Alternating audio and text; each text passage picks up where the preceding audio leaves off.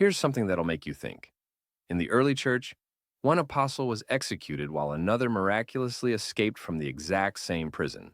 It challenges everything we assume about how divine protection works.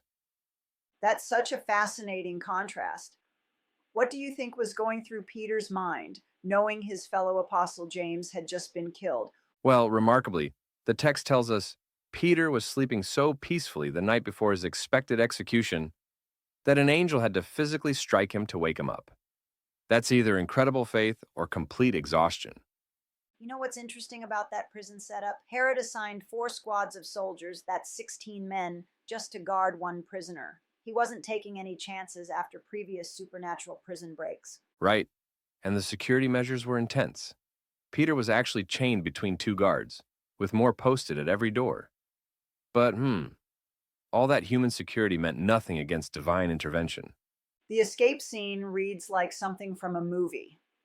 The Greek word used for the gate opening by itself is automate, literally automatically. Pretty modern concept for an ancient text. Speaking of modern parallels, there's this amazing story from Tibet, where a Christian named Sundar Singh had an almost identical experience. Supernatural prison escape, guards still had the keys. The whole thing shows these kinds of events aren't just ancient history. That's incredible. And you know what makes this whole account feel so authentic? All these wonderfully human details, like Rhoda getting so excited she leaves Peter standing outside. Oh man, that part is priceless. The church is earnestly praying for Peter's release. The Greek word suggests they're praying with everything they've got, like a muscle stretched to its absolute limit. Then when he shows up, they basically tell Rhoda she's crazy.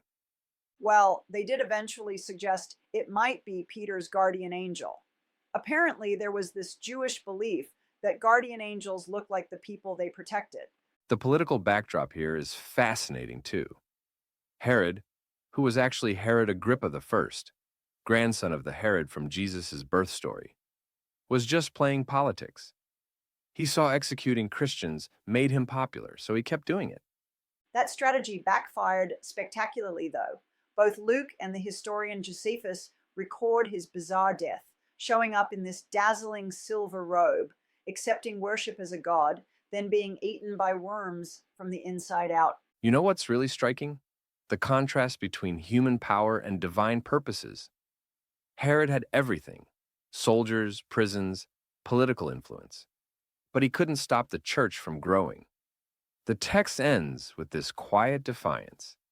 But the word of God grew and multiplied. That's such a powerful message for any era. Whether it's ancient Rome or modern times, there have always been powerful figures trying to suppress religious freedom. And look at how differently God worked in these situations. James dies as a martyr. Peter gets a miraculous rescue. But both outcomes served God's purposes. It really challenges our assumptions about what successful faith looks like. The whole account feels so relevant today, dealing with questions about answered and unanswered prayers, persisting through persecution, trusting God when his methods don't make sense to us. That's exactly why this story has endured. It's brutally honest about the challenges of faith while still affirming that God is at work, even when it doesn't look like what we expect. Sometimes the miracle comes, sometimes it doesn't, but the story continues either way.